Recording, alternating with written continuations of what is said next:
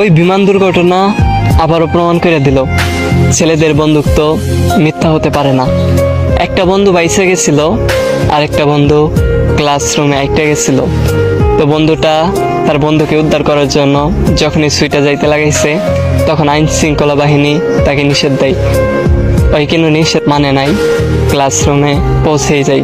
তার বন্ধু যখন শেষ নিঃশ্বাস ত্যাগ করবে, ঠিক ওই মুহূর্তে তার বন্ধু তাকে খুঁজে পায়।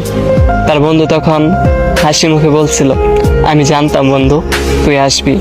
তারপরে সে শেষ নিঃশ্বাস ত্যাগ করলো। তার মরদেহ নিয়ে তার বন্ধু কুলে করে বাহিরে আসলো।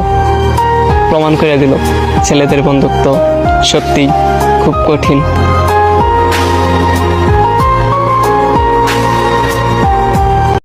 এখন আর কাউকে হারানোর ভয় নাই।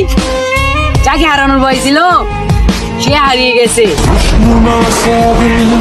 मेरा बेतहाशा लम्हों का